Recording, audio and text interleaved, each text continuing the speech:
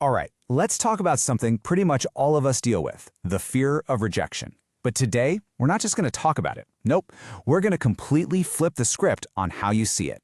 Let's get right into it. Okay, that's a pretty bold claim, right? It's pulled directly from the material we're looking at. The idea that you can basically rewire your brain about hearing the word no in less time than it takes to make a coffee. So, is that even possible? Well, let's break down the thinking behind it.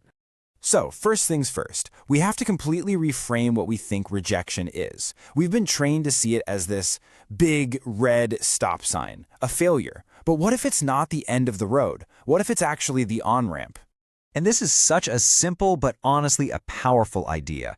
Rejection isn't some brand of failure they stamp on you. Think of it more like a receipt. It's the proof of purchase that shows you have the guts to step up and try something. You can't even get rejected if you don't have the courage to put yourself out there in the first place. This right here is a huge mental shift. You know, we're taught that success is here and rejection is way over there. Total opposites. But this idea says, no, you've got it all wrong. Rejection isn't the opposite of success. It's the price of admission. It's the tuition you pay to learn and get better. All right, so if rejection is the price of trying, what else is it? Let's dig a little deeper now into what it really means, and more importantly, how we can actually use it. I mean, just think about it. A job interview, asking someone on a date, submitting a creative project. There are always going to be more people trying than there are spots available. Being overlooked isn't some personal failure, it's just math. It's part of the process. You have to be one of the people who gets passed over before you can be the one who finally gets picked. And this just nails the point home. Every time you hear no, it's not a step back, it's a step forward. You just learned something that didn't work, you got a piece of feedback, or you just eliminated an option that wasn't right for you anyway. It's all progress, even when it doesn't feel like it. So, wait a minute. If rejection itself isn't the real enemy, then the thing we actually need to deal with is the fear of it, right? So let's put that emotion under the microscope for a second. What is fear, actually?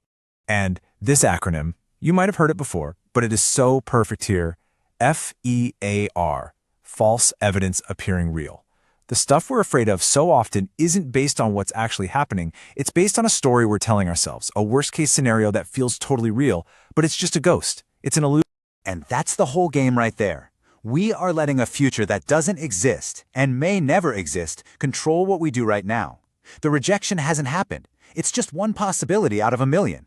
The real challenge is to stay here, in the present, instead of living in a scary, made-up what-if. Okay, so what happens when you do get rejected? When that what-if actually becomes your reality? Well, this next idea says it's not a dead end. It's actually a signpost. This is the basic cycle of all growth, really. It's a simple three-part loop. 1, you get rejected. That's just data coming in.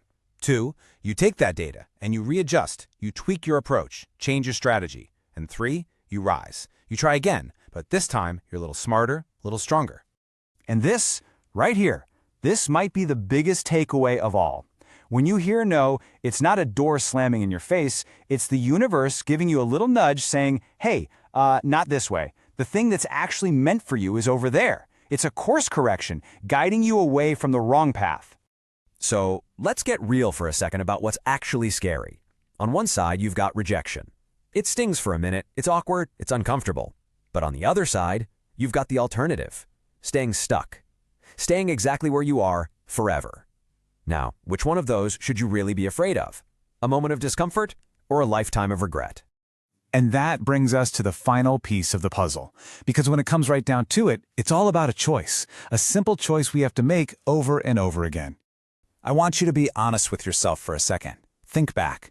When did you actually grow the most in your life? When did you learn a new skill or become a stronger person? Was it when everything was easy, comfortable, and safe?